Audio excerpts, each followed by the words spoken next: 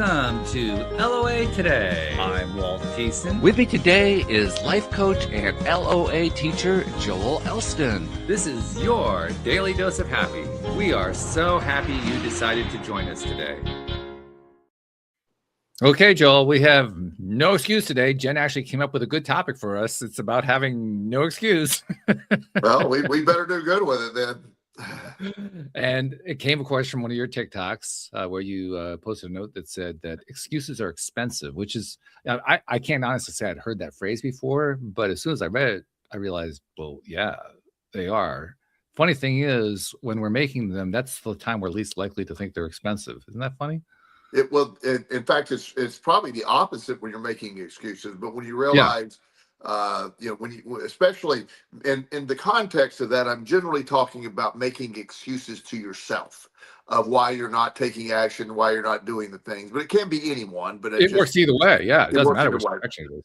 Yeah. So I may have mentioned before, but I'm a big believer in action. Taking action, and occasionally, yes. We even did a show on it, I believe. Yeah, a few. So the process of, there was a time in my life where I would make up my own excuses for not doing something. Well, I had this happen, or I had this happen, or this is not right, or whatever, and it's generally a procrastination technique in minimum. Sometimes it can be more chronic than that. There's people that constantly get into victim mindset, so everything's an excuse of why they didn't do something.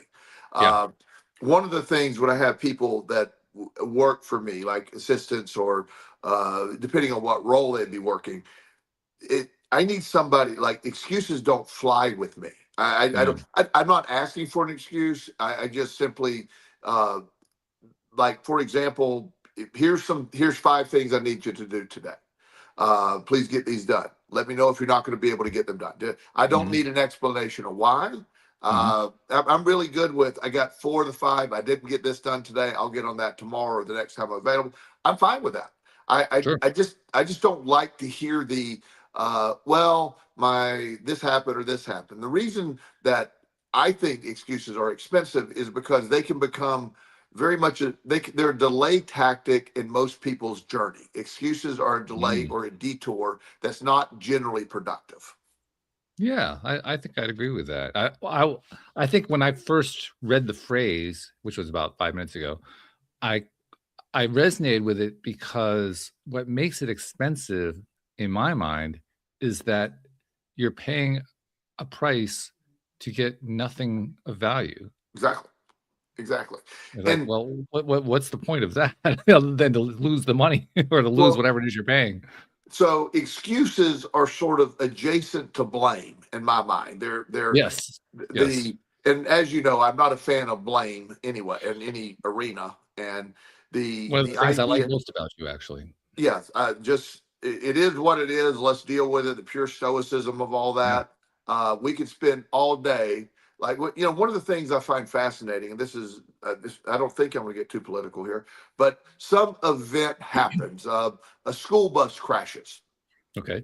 And one of the first things you start hearing about, whose fault was it? Well, yeah. Well, okay, we have kids on the school bus that crash. Let's start with the most important thing. Are the kids okay? Let's just start with that. That would be where I would start. Yeah. But you're right. That's not necessarily where people start. And so, one of the things that happened, I have a friend that actually adopted an autistic young man, and they were out at a park, and they took his eye. He's very active, and he got away from them, and he was wandering off, and she called everybody she knew. We a bunch of us went out there. We found him. He was fine. No big deal. But it made the newspaper because the police were out there, and everybody was asking, she needs to. Why didn't she watch him better? Why didn't? And just this blame, and why wasn't she doing that? Well, first of all, you don't know the circumstances. It's none of your business. The kid's safe. The whole process, but we are a nation of blame and excuses often. And Well, not you just see, this nation. I mean, let's be honest, it's a global issue. I don't have that much contact with the global people, but at least in my arena, you're right. So, Certainly but within your world. We know that much for sure, right? yeah, exactly. So, but I just find the blame and the excuses concept, as I said, they're adjacent, and it is about it. Ultimately, it is about not taking responsibility. I One of Mm, the greatest things that when I discovered radical responsibility, where I just take responsibility, it's okay. Yes, it's my job to fix it. I might not have broke it, but I can spend all day on that. What's my next step? So somebody runs into my car. Okay, there's a whole process no matter who's at fault. But what is my next step in the day? If it's not drivable, I got to get a rental car. I just break it down into what actionable steps I have, and then if there's any legal issues or any collection, or if I'm at fault or whatever, that's down the road. But I'll always get on to what's next. What's that? mm, What is the next step? Excuses sort of avoid that when you're like, well, I didn't have enough gas, or the idea that you come up with this narrative of why you didn't complete your mission. I'm not angry. I'm just simply saying I don't want all that. When you're making an excuse, you're sort of diluting the process of my mind. I did not get to it. I was unable to complete it. I will get mhm. to it soon. Now I may ask additional questions. Was it difficult to do? Was there an impediment of some sort? I don't mind that, but when you automatically go, well, it's not my fault because my dog was whatever happened. My dog ate my homework, classic kind of thing. It's just the built-in excuse stuff. And they're expensive because it just, as you're saying, they're unproductive. It's a time waster. And it's somehow people that are constantly making excuses, constantly blaming, eventually involve into people who generally have a victim mindset. And as you know, that's one of my really, really toxic mindsets that Yeah, I don't that's like. not one of my least favorite things as well, is that Sure, victim mindset. sure, Interesting thing. I'm curious to know what your take is. My take is that one of the main reasons why people make excuses is because of the victim mindset influencing them. And yes, by that, I mean that they make the excuse to anticipate that they're about to be criticized by somebody who wants to identify who's at fault and who's the victim, and yes. wants to blame them for it. So Well, so the blame game, they're basically anticipating the blame game. And what's really ironic about that, by anticipating the blame game, they end up playing the blame game. one of the things that's going to one of the things that's going to upset you, and I'm giving you a little warning. So uh, Sunday, Connecticut's lost the basketball, or Saturday, didn't they? No, Whatever they lost. it was Sun. Yeah, it was The Sun. No, no, women's Saturday. basketball. Yeah, women's No, Friday. basketball. No, it's what game was it? No, it was Friday. It was Okay, Friday. okay. So Connecticut, Walt's a big Connecticut fan. So I am. yeah. So, in fact, we sort of talked about this last week, not about him. But the women's basketball coach, after literally getting their butt handed to him by South Oh, they Carolina, did. They got it was not a whipped. pretty game. No. So, this coach went on this ridiculous rant, somehow blaming a handshake and some inappropriate, what he, Yeah. so, He lost it. He completely lost it. and he went in this total tangent. And I don't know if you were reading it online, but the comments were universally just going, this dude is such a poor loser. He got Mhm. so much bad publicity. Now, giving him credit, a day later, he did have a very appropriate apology. He said, my focus should have been on the way South Carolina played. We played terribly. That's my fault. But and not only did he say it to the announcer after the game, he went to the podium in his post, and he still kept ranting about it. Like, Yeah. Yeah. He it, was completely out of control. There's an interesting little side story that hasn't gotten a lot of attention, but there's an assistant coach who's been with the UConn team for all the time that he's been there as head coach. Her name is right. Chris Gailey. And Chris, one of her biggest roles is to stop him whenever he's ready to do something like that, particularly with a referee. Yeah. And the thing that no one has been able to answer satisfactorily is what happened to Chris. Yeah. because she's normally the one to stop and say, "No, Gino, don't do that." Well, so everybody's trying to blame Chris. So Yeah, excuses, right. Of course. but uh, but it's but you automatically get into, so as human beings, none of us like to be wrong. We don't like to be Right. wrong. So it's almost by default making excuses. Like even when people apologize, like when an apology is, I am sorry, I will try not to do that again. A lot of people, I'm sorry, but here's what happened. You Mm. almost, most people follow I'm sorry with an excuse. Hmm. Like, well, I'm sorry for that, but you said so and so, or you said this. And one of the more fascinating things with our endearing, our beautiful political system is Great that we have, phrasing. I like that. yeah, I'm trying to keep it positive. So Very you'll hear nicely done. somebody say, so one of which your candidate is accused of inappropriate relations with a child, Mm. raping children, or whatever you want to call Mhm. that. Let's make it adults because I get too mad at the other topic. So still bad though. That's a smart Yeah, idea. I like that. yeah. So inappropriate, unwanted sexual advances against one. So most often, what you'll hear, let's just say that were Donald Trump who was being accused.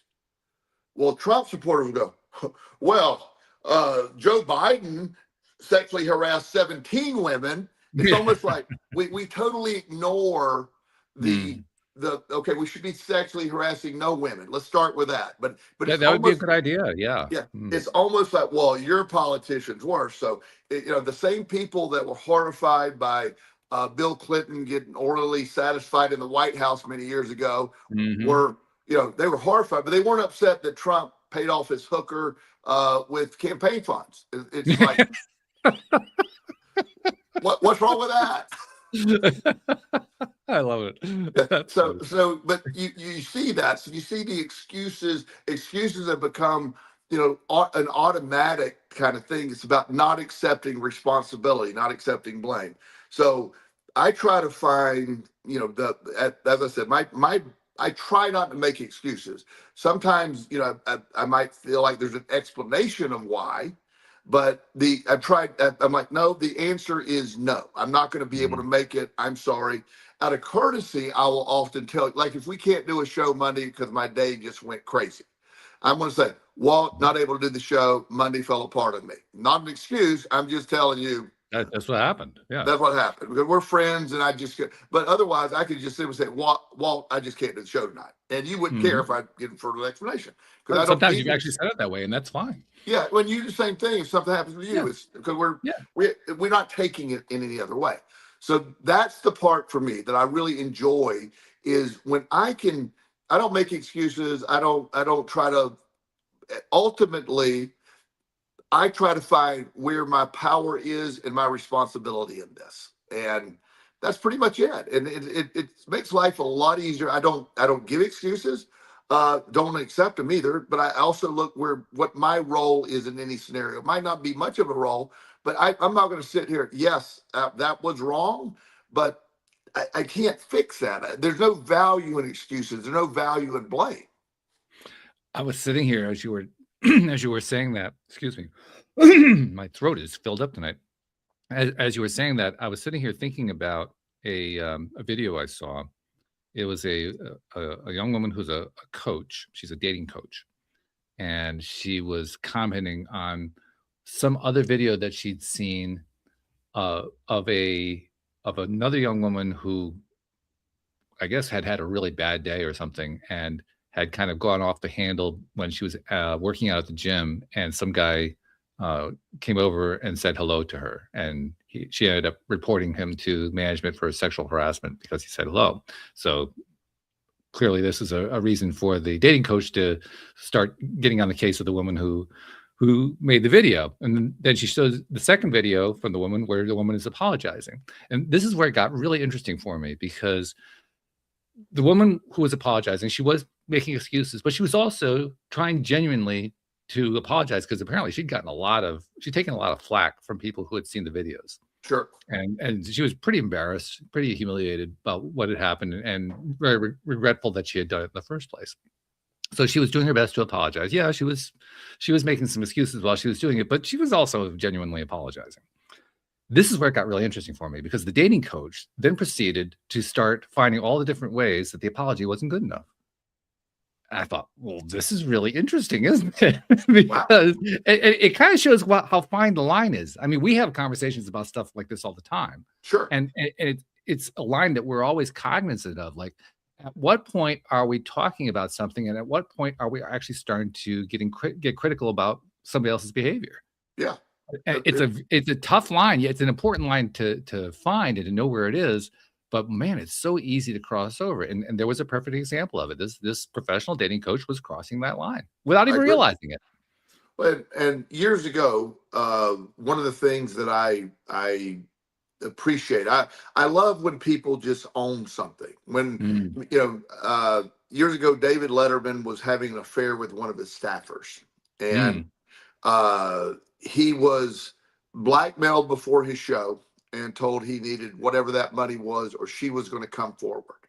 mhm. So basically walks out on live TV and just admits it all, apologized to his family, said, I'll deal with whatever consequences they're going to be. I'm going to take a leave, I assume. Uh, and really, nothing really. I mean, he took his leave, came back, and it sort of died as a story because Yeah. he didn't argue with it. He was wrong. He just, and so society has a really big, believe it or not, society does, even though we are a society of blame and excuses, it also is very appreciative of straightforward honesty and I screwed up concept. Uh, Yes. Much more so than people realize in many oh, cases. when I let's see, October of 2000 of 1995 is when I appeared before the judge about my Mm, criminal activity due to my gambling, and right. I get arrested. It was October 11th. Again, I won't ever forget that day. October 12th, I go into court and they ask, am I guilty or not guilty? There's a public defender by me, and he says, everybody pleads not guilty, and then we'll set it here and we'll work out a plea deal. So I stand up. Judge says, guilty or not guilty? I said, I'm guilty, Your Honor. And court attorney's like, uh, uh, give me a minute. I said, no, I did everything you said. I see no value in that, of arguing. Of course, I didn't have a bad gambling addiction. That's not an excuse. I'm letting you know the origins of that. I knew exactly what I was doing. I was not out of my mind. I stole the money, and I plan on, it's time for me to man up and start taking care of that. And she said, well, Mr. Elston, you might want to plead not guilty and then work out a plea deal with the state. And I said, well, that seems a little redundant. And I said, I don't want to play the game, Your Honor. And she said, do you realize I can put you in jail in prison for 5 years? And I said, if you feel that's the necessary punishment, then I'll accept that. I'll do it. I said, then in 5 years, I'll get out and I will make amends. And she was impressed by that. She was like, wow. She said, Doesn't happen every day in her courtroom, I'm yeah, sure. well, she was really shocked. She said, okay, I'm going to give you 30 days. I'm going to put you on probation until you pay it off. And I admire your courage. And I really believe you're going to get it done. And I did.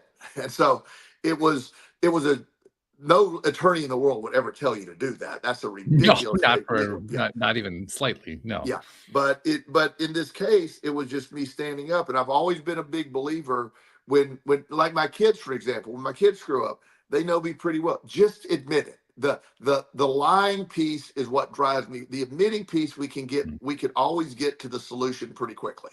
I get Mm. more. I don't want to debate with their silly lies and how terrible are they, all the stuff they're covering. Let's just fix it and move forward. If there's a consequence, there'll be one, but it's usually very minor. The lying to me creates a higher consequence just because it's such a waste of time. I hear that. Yeah. And it's interesting how there was an excuse there, but like you pointed out when you were talking to the judge, I don't mean to imply it as an excuse, so I'm not going to use it that way. But And the reason I'm thinking about that is excuses do derive from actual events. well, and I have it a little more nuanced. You know how I play with words in my understanding of things. So I think it's an excuse is different than an explanation. I think sometimes you need to explain actions, not seek excuses from the act. You see the Mhm. difference in how I see that? I do, It's yeah, yeah, yeah. yeah, All I was noticing is that they both come from that same event. It's just yes. how are you going to use the event? Yes, and I was very clear. I'm not claiming to have a mental condition that I'm out of touch with the reality. I'm not claiming I need any special treatment. I just, if you're wanting to know what happened to that money and how ridiculous that money is, why I didn't pay it back, is I have a bad gambling addiction. It's not logical. It's stupid, and I want to pay the Mhm, price now for that. But it was because that's a question they're going to ask along the way. Where did the money go? So I mhm, answered it all that solution there, but I made it very clear, at least I thought I did, that I am not offering this as woe is me, poor me, I'm the victim right. here. I own every bit of this. I want to do whatever. I'm throwing myself at the mercy of the court, and I'm ready to go. If I got to go to prison today, I'll go. There I don't know if you ever thought about it this way, but I would suggest that that particular approach, just laying it out there, I'm not offering it as an excuse, I'm just saying that's what happened. That act of just laying it out there at that's what happened is an act that essentially has no emotion attached to it. Yeah, Whereas excuses have emotion attached to it. And that's we a good live in point. an emotional universe. And the reason I mentioned the fact that we live in an emotional universe is that because we live in an emotional universe, the moment we attach emotion to something, we are giving it power. Yes, It's yes. like we're turning on the engine. We're turning the key and the engine's starting up. Well, You essentially put out a fact and you didn't turn on the engine. yeah. Well, if we know the sort of one of the concepts of the law of attraction, thoughts with emotion attached are that's how you attract. That's how you Right. the energy. Yeah. Just thoughts don't generally attract. It's just a thought. Mhm. But when there's emotion attached, that's one of the tools. And just putting it out there. I when somebody does something, and most people know this with me, is just I'm wrong. I did that. I'm wrong. If I have further questions, that's your chance to explain. And Mhm. most of the time, any of this stuff is really super silly. So I don't want to spend any more time on it Yeah. than necessary. And my problem is, as you know, if somebody misstates something, and I'm really good at picking up when people are lying to me, that Mm. sends on a whole new path for my brain. Now my brain needs to dissect that. Uh, now I got to go do the deep dive and get some facts when it really doesn't matter. It's an interesting point because what you're really suggesting is that the moment that someone wants to attach the emotion to it, it's the moment where you feel like it's you're kind of losing control of the situation. Yes, yes, and that so the long story, and I don't want to get too much into this, but I have a friend that there was some just one of those things that you hear, and we really aren't friends anymore. It was this weird thing that's whatever. I just sort of let it go. We sort of fell apart, went our different ways. There was no breakup. And we weren't boyfriend girlfriend. They're just friends. So Mhm. just things faded. Right. So I never knew why, and as you know, I didn't really care why. I didn't care. Mm. So it was over and whatever, and life was going on. Then one day, Justin, who is friends, my son Justin is friends with somebody they know. He gets a piece of information and gives it to me. Like, oh, here's what happened. Ah. Well, now it went from not mattering to I want to investigate this. I want to. I need to. Before I didn't care, but now I need to know this. Now, Yeah, okay. fortunately, I'm able to process it pretty quickly before I got too. I said, "What? I don't care." I said, "This is Good for you. silly. At this point, it doesn't matter." But there is for me a need to investigate the inconsistencies or whatever. It's like an excuse that I know is wrong. Especially you're lying to me. Then I got it becomes my mission to prove you wrong when it shouldn't. And so Not that's really, what, no. yeah, Well, it points to something this is something I've actually been giving quite a bit of thought to lately. The idea that so many of us in life feel like we need to be right. yeah, And I've certainly been that for a large portion of my life. I've been working on the last few years trying to let go of that because I finally realized just how destructive it is. But for most of us, a lot of the time, we don't realize that it's destructive. We think it's actually constructive. We think it's actually helpful to work on Yes. it that way, to Yes. be looking for where's the flaw, what happened here, iron the whole thing out. I know there's a right answer in here, and so on and so forth. One of the things that has helped me to get away from that belief system is living upstairs from my neighbors. And the reason I say that is these are people, I mean, if you meet them outside, they're nice enough people. But, when you're living in the same building, you can tell what's going on downstairs. Yeah. It's Yeah. not like it's well hidden. So the moment they're raising their voices, you know exactly what's going on. And literally, they fight with each other or their kids just about every day, Right. which honestly gets kind of tiring. But nevertheless, it's a very frequent occurrence. And one theme just keeps coming up over and over and over again, particularly with the father. He has to be right. Yep. And he makes certain that his wife knows that he's right, that his daughter knows that he's right, especially his daughter, and that his son knows that he's right. And if there's any doubt about that, he's going to go over it again to ensure that they know that he's right. Yep. There's a really fascinating thing that goes along with that. Because he's the father in the family, kids, well, you know how kids are, they absorb everything. They learn that that is how you get what you want in life. So they spend all their time trying to learn how to argue that they're right.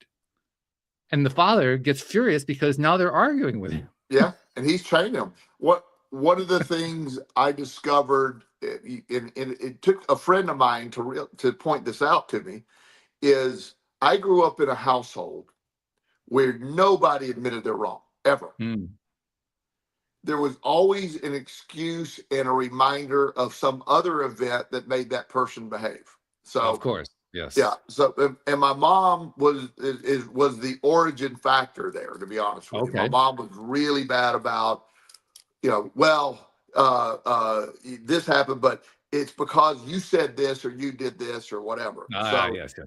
yeah, Okay. one of those things. And so I probably was about 22 or 23.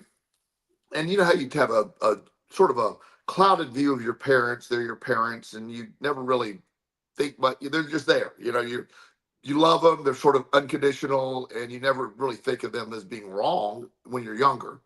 Hmm. So well, I was aware of that, but I mean, I never would say I'm wrong. I would lie and hold on to the lie to the very end. I mean, it's just what we Mm, did. It hmm. just, you're not, and I'm not saying they were lying, but they would never just admit they're wrong. Sure. So one of my friends one night was saying something, and he was talking somehow. It was something about my mom, and not in a negative way. He goes, "Yeah," he said, you understand your mom can't be wrong." I was like, what?" He said, it's just something we all are aware of. Whatever we say, like political or whatever, she just, there's no, she was the only sole person that was right. And then I started realizing that. So part of my early work, and that was even before my gambling addiction got out of control, my early work was learning to admit when I'm wrong, and learning to, that's Mm. part of the recovery program, is when you're wrong, promptly admit it. Oh, Uh, sure. I had to reprogram all of that. And when I'm wrong, and to me, when I'm wrong, I will quickly acknowledge I was wrong about that. Uh, Hmm. I don't follow it with an excuse. I'm wrong. I'll try not to do that again. Um, Justin had one time, he told me, I don't remember this at all, but it was, he had an event where he said something. He said, "Well, you yelled at me when I was 11," and I'm like, I never thought I've ever yelled it. Now I do have a voice that maybe is considered yelling, but I do have a deep, Well, you firm just have a voice. loud voice. It's just you have a Yeah, voluminous voice. yeah. So I'm like, if I yell, it's an unmistakable event. It's It's some unmistakable. They hear you 3 blocks over. yeah. The vibration of that is it.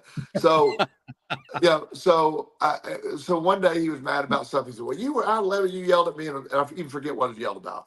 I said, "Son, I really don't remember that." I said, "But there is, I love you. I adopted you. I never would try to harm you verbally, definitely never physically. So I really apologize if that happened. I really do. I don't want to minimalize your trauma here with it, but I don't remember it. but I really apologize for that. And you certainly remember that.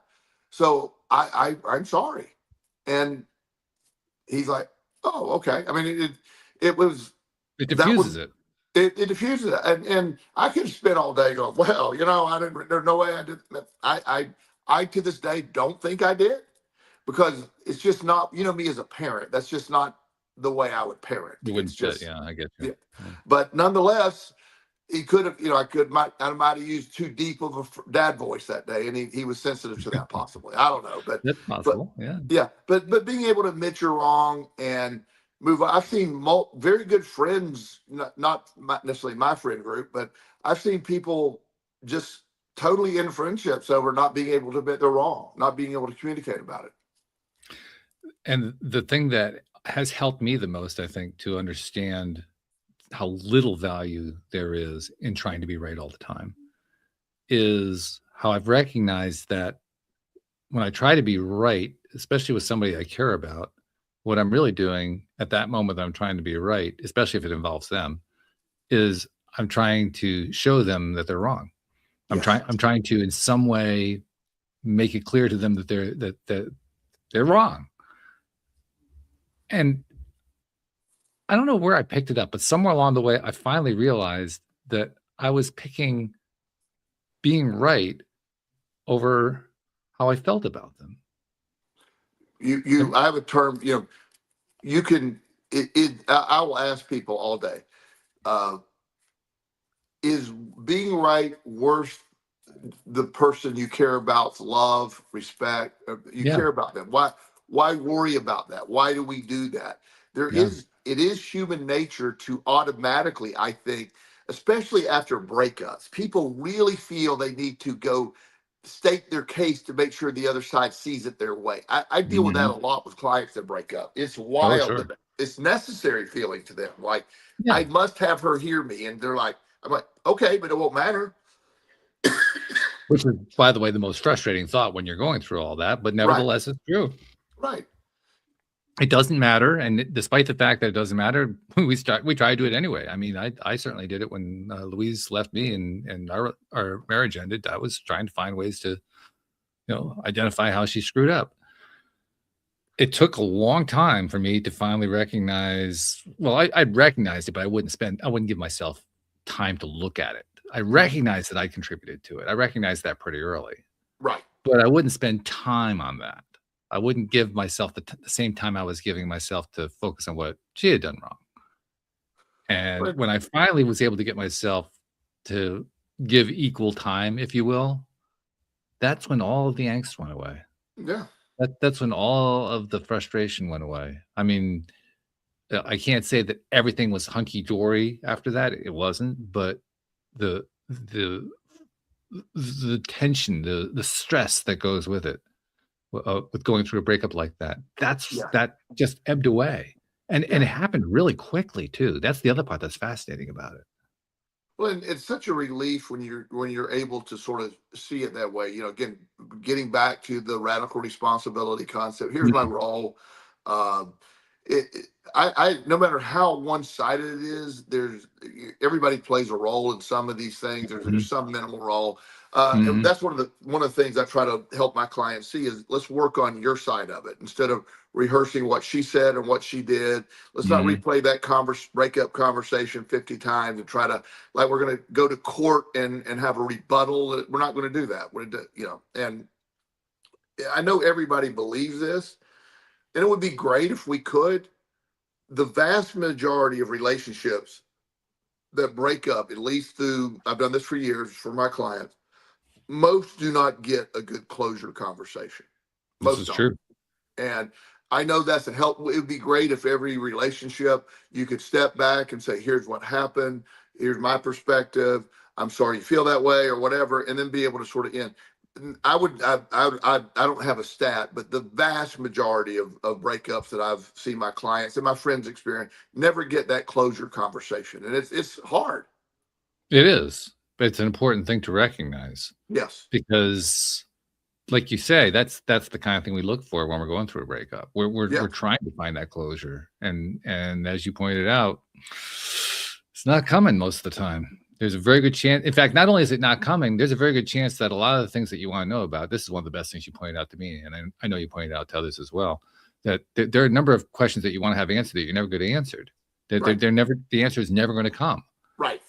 And the sooner you come to grips with that, the sooner you get through the process. The sooner you get Yes. through the grieving process, the anger, and all that kind of stuff. I told you that the very first night that you Yeah. broke up. We talked that night, Yep. and we were talking, and I said at the end of our conversation, that's what I tell everybody. It's like, I Yeah. know your brain is scanning the horizon for these answers, Mhm. and you're gonna. I'm telling you tonight that you're not going to get the majority of those ever answered, and And the it's sooner we true. come to terms with that, then that's at least going to help the process. But the answers aren't coming. Yeah. Yeah. It's a hard truth to hear. It feels harsh in the moment, Yeah. but it is literally the best thing to hear, because the sooner that we come to terms with that, the sooner we're able to finally leave the episode behind us. Yep, and that part of the rumination of breakups and the rehearsal of blame and excuses and assignment of blame in certain things. Well, if Mm. she did this, I did that, and it's because you said this and you did. It's never productive, and the other Nope. side's perspective is always going to be their perspective. So you might Mhm. not agree with it. I've had relationships break up that I that never had any closure. And to this day, I have no idea why we broke up. I don't. Mm. I just have no idea. I'm really good about moving on. I'm really quick about that. So doesn't bother me. But there are times I'll look back, not in a in worrisome way, but I went, "What the hell was that about?" That was just, and I've actually had some years later, had an ex girlfriend years ago, like years later, reached out, and she gave me this like 10-year later closure conversation. Really? Yeah, real Wow, that's nice of her. rare.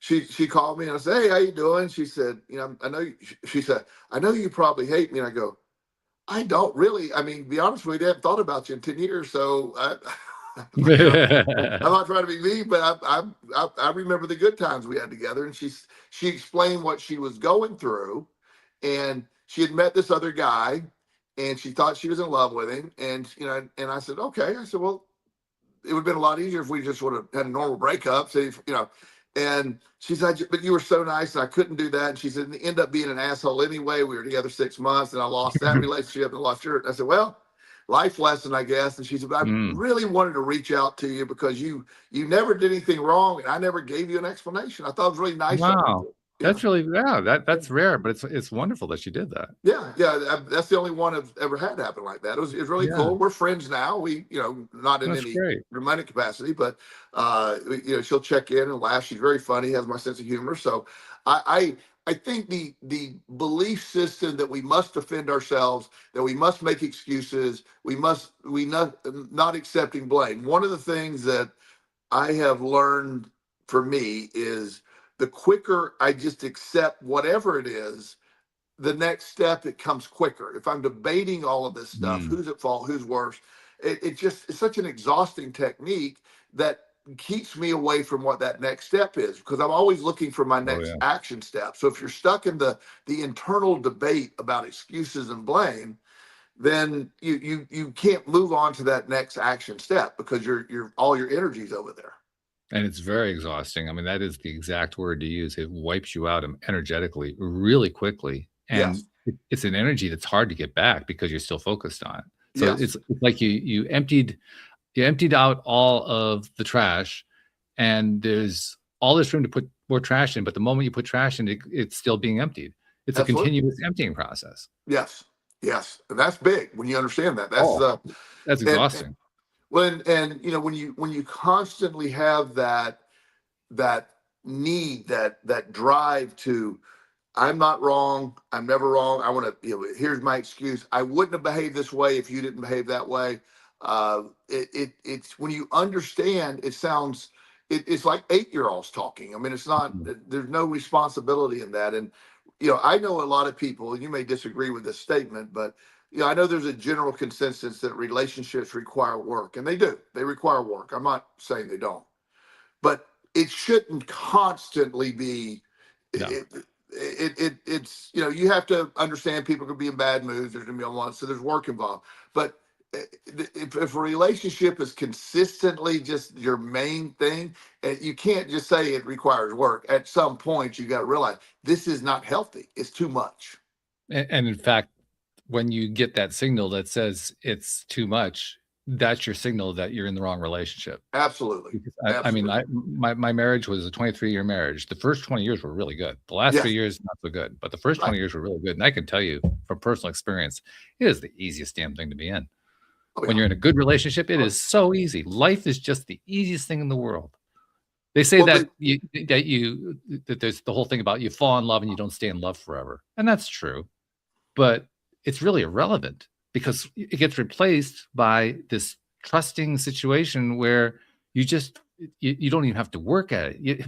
It's amazing how rarely you disagree when you're in that kind of relationship. well, It just and the, it just flows. my general theory on a lot of this is the biological thought that most people think is love is really the intended connection to repopulate the planet. It's Yeah, biologically necessary. yeah. So it's lust. They're beautiful. You want to reproduce and have kids. That's biologically necessary for our planet to continue. So Mhm. that's the origin of what most people define as love. Right. But almost every long-term relationship that I know, I see that love transform into a different kind of love. It's not that Totally. romantic love, but Totally. it's like my parents. Uh, they were, they in the beginning obviously they're in love and everything was great, and I watched it evolve. I remember there was somewhere I was probably 13 or 14, and my mom, who snored a lot, she just started sleeping in the guest bedroom because she snored, Mm.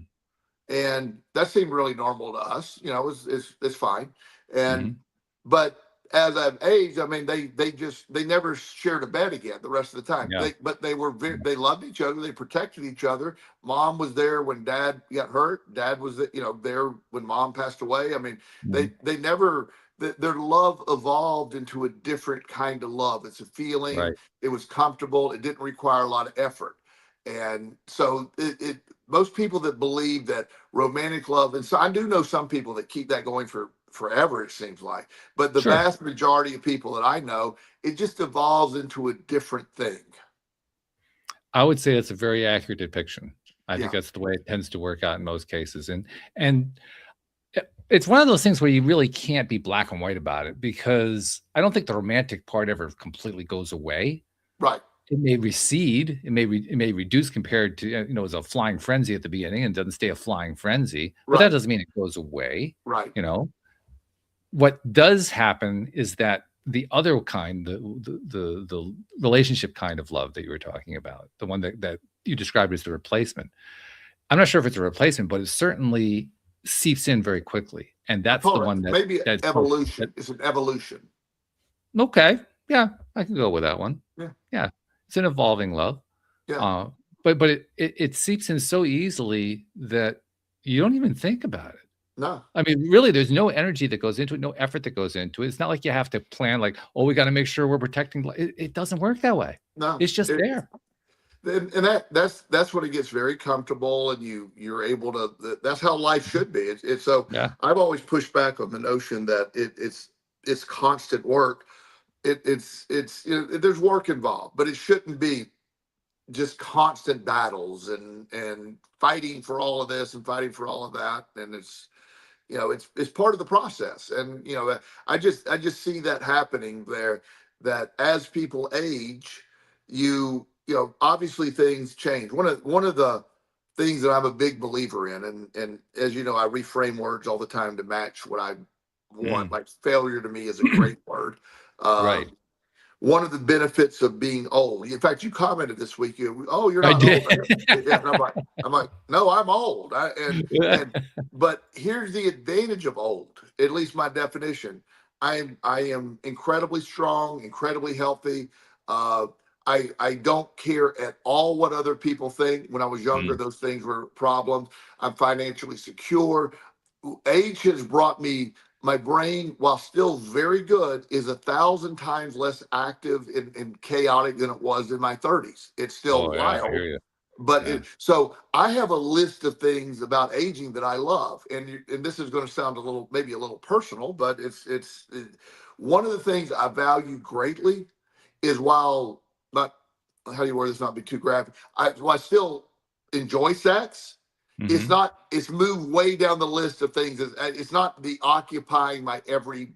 Right. It, I got you. in my 20s, I made a lot of problems pursuing that back in the day. Hmm. And Hmm. so a decreased level of that is a benefit, while still able to do it and have fun and all that, it's still there. It's Yeah. not it's moved down the list where it's not so driving. I view all of that as a part of the beautiful part of aging. Yeah, I hear what you're saying, Yeah. and if the truth be told, when you're in your 20s and early 30s and so forth, I mean, the hormones are raging. Oh, That's what happens. you know how much wasted money and time and energy and Oh yeah. chaos. And as I've said many times, you've heard this. I had my dating the strippers period. Uh, Oh yeah. yeah. Oh. Yeah. That was that was I can always tell when you're talking about something that's really, really yeah going to be yeah. challenging because no words come out. It's just Yeah. yeah. Well, there's so much that we couldn't even talk on the radio, but on the show podcast. But there is, So in my stripper period, it included a period of me waking up in the middle of the night with a shotgun held to my head while we're being robbed in the stripper's apartment. Lovely. Yeah. Okay. Yeah, Turns out that's it was memorable. the stripper set me up to be robbed and let the guy in. Okay. Yeah. Yep. That's So well, that's an interesting form of wake up call. I'm glad you survived it. That's the most important part. so that was part of the cat, but that story does get a little funny. So if that it is funny waking up with It's shotgun. already funny. I can't wait for the rest of it. Yeah. So this was good. I think I've told you this before, but you'll remember saying so. That was in the '80s, mid '80s, somewhere around there. Okay. So years later, maybe 20 years later, I get a call. This late. This I was easy to find at that point. I was working in the field, and so she reached out to me. She found my email address. She said, "I don't know if you remember me. We dated for a little while." She said, "I'm in recovery right now, and I'm working on making amends to people." Ah, And I said, "Oh, okay." I said, "Yeah, I remember you." And so I said, "Yeah, I'd love to talk to you." She said, "I just want to let you know that night that you were robbed, that was a former boyfriend. We knew you had about $5,000 cash."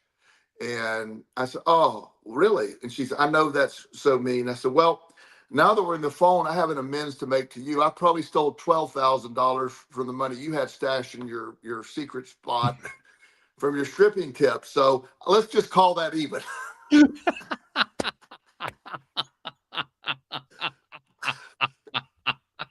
True story. that is great. I don't remember you telling that story. I love Yeah. that. That's really funny. It was so funny because we just died laughing because she called to make amends to me. And I said, "Oh, yeah," because she had just this box full of cash. And I just, Mm. okay, well, let's just take some cash. That's Yeah. So, that has all kinds of repercussions and reverberations that go on with it. It's got double law of attraction going yeah, on. I mean, it's got all that stuff there. yeah, she's hilarious. She's doing very well. She's married. She has a grown kid. So I mean, we keep in touch on Facebook, we find that the most funny thing. She called to make It amends is, to me, yeah. and I'd forgotten about it, and so I didn't include her in my amends years ago. It's one of those things you sort of Oh, what, right. yeah, yeah, and then boom, I was able to make amends to her. We rekindled our friendship, but my 20s, because of a lot of that, was so chaotic, and there was so much Mm. going on. Being 64 right now, I feel so, again, I love my brain. It's still really good. I don't feel any cognitive decline at all. I have plenty of energy. So aging for me, and maybe because it's just my perspective of aging, has been fantastic. I love getting older. I really love getting older because it's a lot better. It's a lot less chaotic. Okay. Well, to me, what it really adds up to is how are you going to think about the words? In other words, what Yes. meaning are you going to assign to them? And the meaning you've assigned is extremely positive and empowering. Yes. So yeah, I get where you're coming from. Well, I do that. I do that with words. That's what I do with like Oh failure yeah. Yeah. those things. And so that's part of the law of attraction for me. So I figure out these things. Now, also, to be fair, as I age, I better have a good perspective of it because there's no going backwards. So I have to see what I like about it. Mm, Is there things I don't like about it? I'm sure, but they get none of my energy. They get none of that. mm. The things I don't like about it. The most comforting thing is when I was so chaotic. I used to the ability of I couldn't stand to be alone. I was always had to be Mm. doing something with somebody. Being alone was just horrifying to me. The most amazing energy is when I can be alone now. It's Okay. yeah, because I mean I talked to people all week. I had kids in my house for years. And Justin's in and out. So he's not here all the time. And so when I have those alone time, I've never felt loneliness from that. I feel Mm, incredible. I feel great. It's like, wow, this is my time. And so mm. perspective dictates a lot. I hear a lot of people as they age, loneliness becomes a really big factor. And that's something that I think a lot has to do with your perspective of loneliness.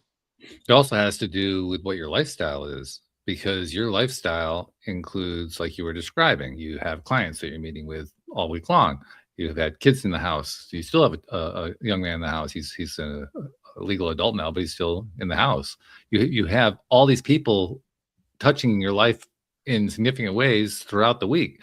It actually makes a lot of sense that you like to have the alone time because that's different from the way most of the week goes, as Yeah. opposed to somebody who is constantly with nobody else around. That becomes a different kind of scenario because Well, that's all they know. and that's one of the things when I work with, I have a whole coaching clientele that I've developed over the last few years of people as they transition into retirement. The idea that you're going to retire and not do anything is very devastating to a lot of people. Because we Oh have yeah, this image of that. You and I did an entire show on the concept of ikigai yeah, and we need to do that again. That was a really good show. that Uh, was good. Yeah, yeah, talking about the people in Japan, they want you to find doing what you love, and they don't retire. They just you do it till you yeah, die. It's just you when you love what you do, then it isn't work. It keeps me busy. It keeps my mind going. It gives me a point and purpose. And doesn't mean I have to do 50 hours a week every week. No, I can cut back, but it means that am engaged. I am active every day. I get again. I go up. I have my routine. I thrive on structure. I get up. I go to the gym. All these things give me an incredible lifestyle, and I have started noticing I'm getting most of my clients have traditionally been younger, pro hmm, athletes, and then the younger like ADHD kids. right. But I have attracted some of the satisfaction of life in later years people Hmm. because it's easy. Apparently, it's easy to become a very grumpy, hateful old person, as I experience when I go to Publix every Wednesday morning to get something. You even sometimes post about them. I call that Grumpy Old People Day because for That's some right. reason, old people at Publix, if you're not in the part of the country where that's a grocery store, uh, they are uniquely angry and looking for anything to bitch about. And it is like, wow. I mean, and Lord knows if they won't take your expired coupon of 18 cents, all hell will break loose. Yeah, the day just basically fell apart at that point. I Yeah, get it. yeah, yeah. Yeah. It's a great point, and the thing that I take away from it more than anything else is that, as with everything else that we've talked about here on the show over the years we've been doing this, more than a decade of having these conversations, as with everything else, we get the choice of how we're going to spend our time. We get the Absolutely. choice of who we're going to connect to and who we're not going to connect to. We get the choice of whether we're going to be active or passive. We get the choice of whether we're going to be in retirement or we're going to be living on. I get the question a lot lately of, are you retired? Usually from women that I'm meeting in various meetup groups, and they're inquiring because they want to find out, am I retired like they are, and can we spend time together and so forth. And my reaction is always to say, I don't think I'll ever retire because I enjoy being active too much. Yeah. And I quite honestly, I think I kind of am being a little bit unfair because I'm messing with their heads. It's ruining, the line that they were setting up. But I don't really worry about that too much But it's because that's really the way it feels to me. I mean, I've told you, and I think I've told people here on the show too. For most of my working life, my background has been in the tech field, and I've done a lot of tech related stuff, and I didn't like any of it. I didn't enjoy any of it. And now that I'm at this stage in my life where I can just do it because I want to, I'm having more fun with AI and tech than ever before. For the first time in my life, I'm doing something with tech that's fun, that I Yes. enjoy. And I mean, if someone were to say, well, you're going to retire from that, my reaction would be, do I have to? I really don't want to. It's fun. Well, one of the things that, when you're able to do the stuff that's fun, again, that's the satisfaction of life. We have when there's a narrative out there. There's a narrative that you work, you retire, and then you have fun. Mm, Well, I have fun while I'm working, and yeah. I get to do what I want to do. And the act of meeting my new clients, the younger clients, I still, I mean, I still have a lot of new 14-year-old clients that come along, 13-year-old, and Mhm. I find them hilarious. They're still my favorite group because, Are they? yeah, well, just because they come in with the attitude that I'm not going to break them, and I Oh, always right. break Yeah. them. Yeah. That's the part that I I love. love the latest one you posted about the kid who was frustrated because he was determined he wasn't going to say anything, and then Yeah. he said a whole bunch, and his mom asked him what happened. He couldn't tell her what happened. Yeah, he said, I tried hard not to talk, but I just couldn't.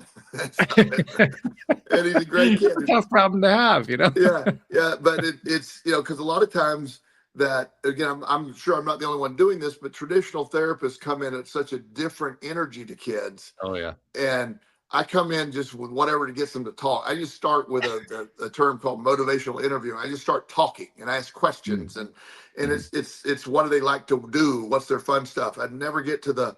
You don't start off, well, how do you feel today? It's he's Yeah. 14. He doesn't know how to tell you that.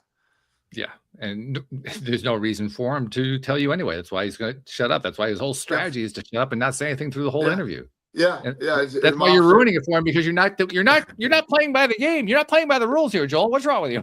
yeah. Well, and the mom said, he's been to every therapist in town, and nobody could get him to even say a word. And Mm, and he said, he just sit there talking and talking and talking, and he's a great kid, but he didn't. I said, look, I don't need you to. I just need you to talk. I just need you to understand what's going on. I want to get to know you. We're not going to sit here and I don't know what you think therapy is. He said, well, every therapist would just sit there and go, well, how do you feel about your parents getting divorced? That they would ask those questions, and I go, yeah. I said, did you ever tell him? And he said, well, and the kid, I'm being blunt here, and he goes, well, how do you fucking think I feel about my parents getting divorced? Like, well, why don't you answer the question for me? It's like, and he said, you never asked those questions. We're talking about everything and mm. just life and, you know, frogs and snakes and just whatever everything, movies. And he said, I understand. And he gets it. He understands what we're trying to do now. And then That's when cool. it's time to talk about those things that bother him, I have access because the way I got there, he will be able to tell me how he feels about his parents being divorced at some point. And you have credibility too Yes. because you treated him like a human being rather than as a patient. Yes, yes. And it's like, because if I were king of all therapists, by the way, I'm not, but if I were, one of the rules would be you cannot ever use the phrase, and how does that make you feel? That I would have that banned because apparently every therapy training in the world has you asking that question repeatedly. Well, it makes sense because it's practically a meme. I mean, Yeah, virtually everybody knows that yeah, phrase and they yeah. associate it with the field of psychotherapy. So I think the data there supports your claim.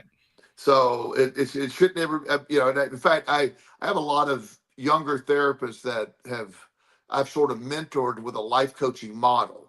And that's one of Mm, the first things I tell them. I say, you got to delete that from your vocabulary. That's yeah.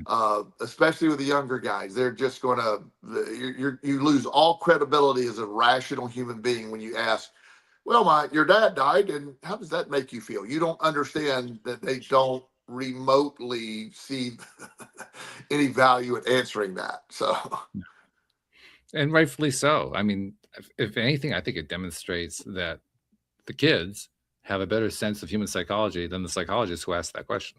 sure, yeah, and and to me that's the process when you understand, in fact, it's funny you say that, I believe kids have a much better understanding of psychology, not in a training sense, but an instinctive sense, because Right. as you and I talked about, the younger they are, they don't have all this negative programming in them.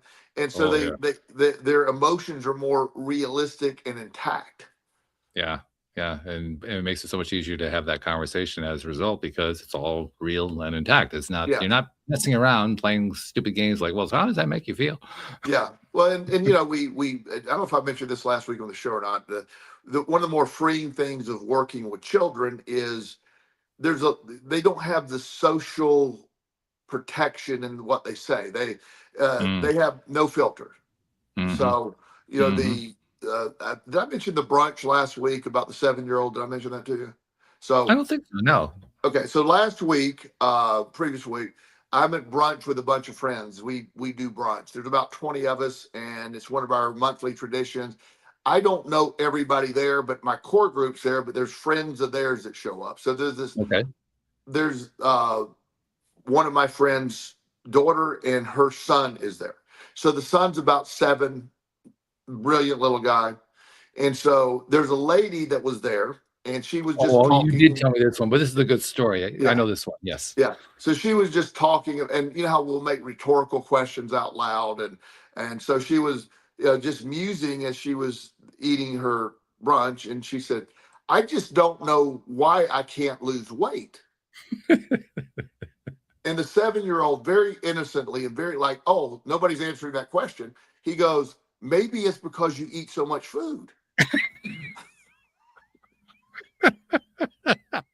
Talk about not playing by the rules. Yeah. Well, now in his mind, he didn't understand. He realized, well, that's obvious problem. So let me answer it since none of the adults are going to answer it. Yeah, He didn't right. see anything wrong with that. Now, all the adults were horrified, but me. I laugh, of course, Of and course. but I try to cover it up with the.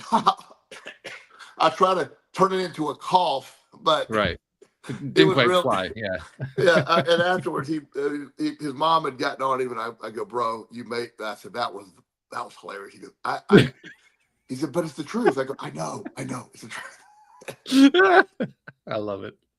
So, What a great way to but I mean, this is your daily dose of happy. That's what we yeah, subtitle every show with that. What a great way to finish off your daily dose of happy. That's wonderful. I love that. it is. It's great. It's when you see those things, you realize that the what I like about the happiness concept is, as we know, happiness is the precursor to everything. Happiness is it's your gateway to the proper use of the law of attraction, how life Mhm. treats you. So working as a goal to be happy every day is something you and I know. The show's Yeah. not named that by accident. There's a reason. So that's what sometimes get something gets deep at the end, and we never try to end on a deep, serious note. It's supposed to be No, we light always try to and find that happy. uptick. Yeah. Yeah, yeah, Which I like a lot. I'm glad that we do that. But yes. this time we didn't have to do that. That was just plain funny. That was hilarious. Yeah, great, great. Yeah, he just. But that's what I love. The unfiltered. Those are things that are hilarious to me. Just the Mm. unfiltered, because it's Oh. not. Yeah, he's absolutely correct. It's Oh, no, yeah. no disrespect to this lady. He nailed it. But He did. socially, nobody else at the table would say that. That's right. Yeah. But he just was like, "Oh well, it's obviously up to me to point this out." Good on him for coming up with that. I love that. Yeah. So, yeah, I love these conversations. I look forward to doing the next one with you next week. And in the meantime, wish you well. And thank you to our podcast listeners everywhere. We will see you all next time here on LOA Today. Goodbye, everybody.